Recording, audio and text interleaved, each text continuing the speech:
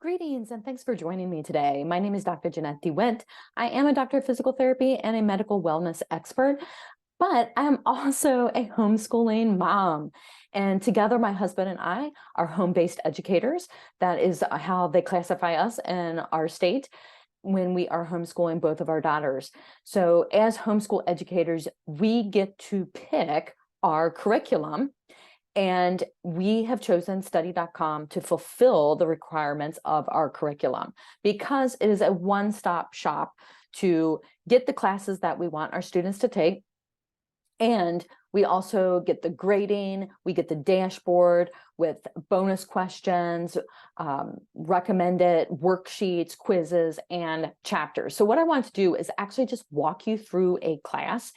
And my daughters are in ninth grade and seventh grade, but I'm just going to choose a regular class as if, walking you through and showing you how to do this. So if you have a middle schooler, you can choose the grade that they're in, or you can choose a middle school curriculum. So I'm just going to go ahead and choose middle school US history. And I'm going to walk you through what a class actually looks like. So you can find the syllabus, and it's going to talk about the chapters, the lessons, and the key terms. What's really cool about key terms is you can have those bolded, and then you can have your student use those for definitions or for key concepts. It's going to walk you through in the syllabus the different lesson tools, and then you can have transcripts for each lesson as well as look at the student reading and then different study tools. Then there are quizzes and tests and discussions. So if I go down through here, it's going to show what a sample curriculum is and what the topics are for each week that your student will be covering. Then at the end, let me actually go back up. If we go through to the overall overview, you're going to see what is in each chapter. So they're going to have a chapter 1 with lessons associated with that chapter, and then they would go to a practice test. So let's just go ahead and click on that, and then you're going to be able to see what questions that they're going to experience. It's usually 5 questions for a quiz, and then you'll see that it's 30 questions for the exam. It is timing them. So when they take this, it's going to give a timer on how long it took them to complete it. This is actually really helpful information, because if you see that they are, on a 30 question test, if they are taking an hour to do that, they're spending 2 minutes per question.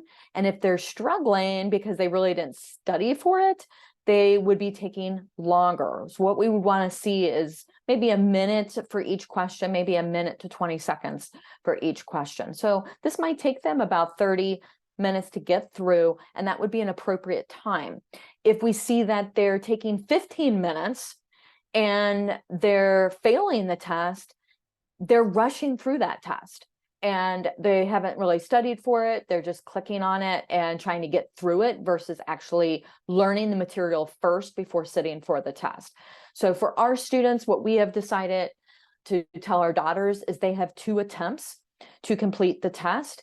In study.com, they actually have as many attempts as they want. I believe it's 8 or 9 attempts, and study.com will take the best score out of those. And then anything beyond that, they keep whatever the best score is. So we've never reached that point before, because we tell our students and our daughters that they have 2 attempts, and what we're looking for is that they should be able to get an 80% or better in their first 2 attempts of taking the test. If they are not, then that is telling us that they did not study properly for the test. So we can see that as parents in our dashboard when they are doing that. Now, I'm going to go ahead and click back.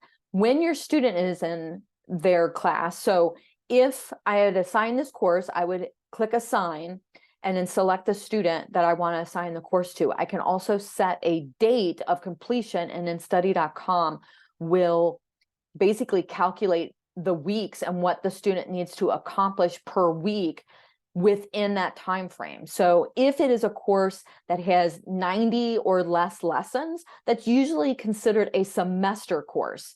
If it has over 90 lessons, like 100 to 120 or even 150 lessons, then that course is considered an all year or year-long course. So you can kind of keep that in mind when you're scheduling dates of completion. If it's less than 90, you might want to consider a 3-month type semester or a 12 or 16-week semester. If you are looking at a course that's 120 to 150 lessons, then you might want to be looking at more of breaking that into a year long, and then it might be about 8 months or 32 weeks. So keep that in mind when you are selecting classes, because some courses or classes and courses, I'm using that term synonymously, but study.com would call it a course. Keep that in mind when you are scheduling courses, that you might have a shorter course and then you would want to select another shorter course for the second part of your school year. Also keep in mind that I am looking at this through the parental dashboard or the parent dashboard.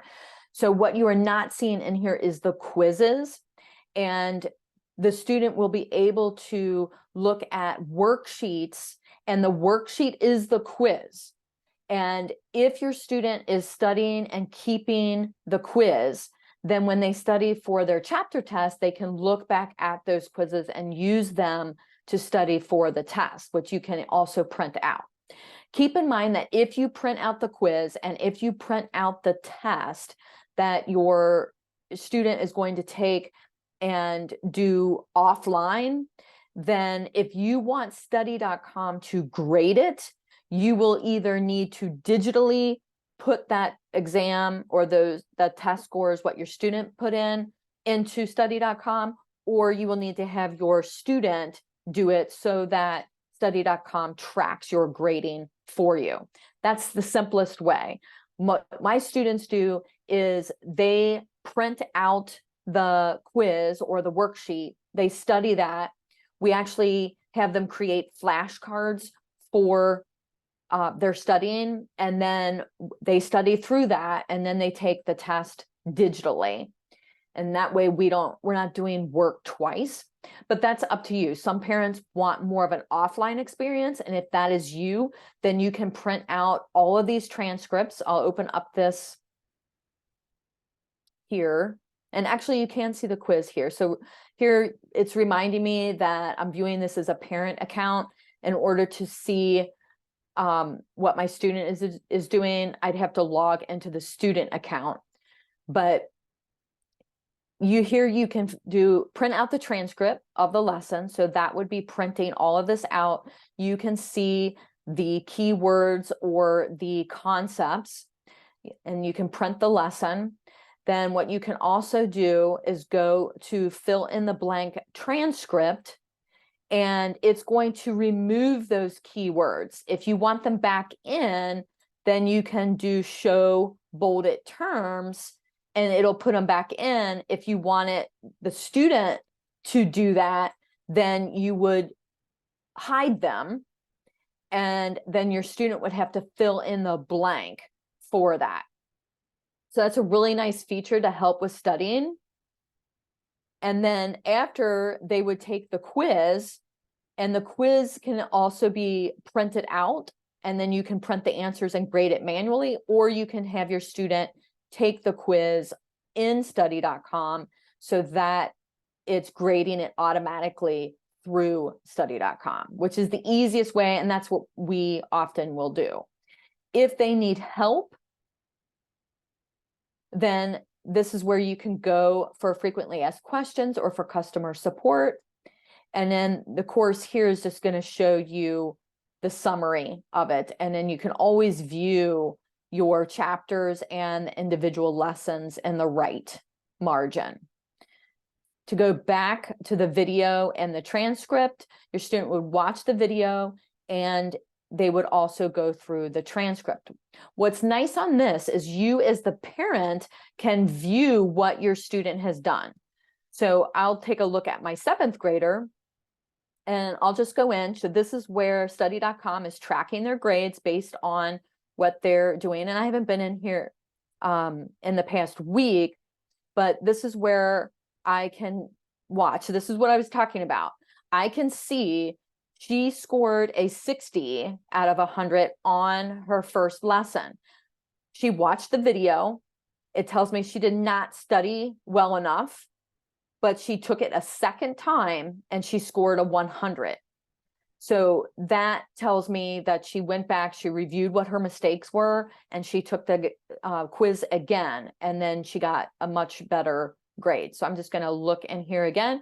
Here's a perfect example. Here she did study really well, and she got 100 the first time. So she only took it one time. And then I'm seeing a trend now. She's not studying as much on the first time, and then she's going back and she's getting a better grade. So that is the advantage of study.com, is they have the opportunity to correct their mistakes and retake it. And like I said, we allow our students to take 2 attempts, and they just need to score an 80 to 100%, because we want our daughters to learn the material, learn from their mistakes, and then be tested again. So it gives a little bit of grace in the learning environment instead of putting a lot of pressure on getting 100% the first time, but it also holds them accountable that they do need to do that within 2 attempts, or we're going to have a conversation. So just keep that in mind. You can obviously run your homeschool the way you want to, but I hope this gives kind of a good guideline. You saw when I was walking you through the actual course content, you saw what is available to you as a parent, you saw what is available for the student. And then one other thing that I can show you with this is down at the bottom is lesson plans. And usually there are some discussion questions as well. So this takes you through different lesson plans. So that, let's just pick, one of these here. And it's going through just the different candidates, and these can be discussion points. These can be lesson summaries, and then frequently asked questions. This might be something that you ask your student as well.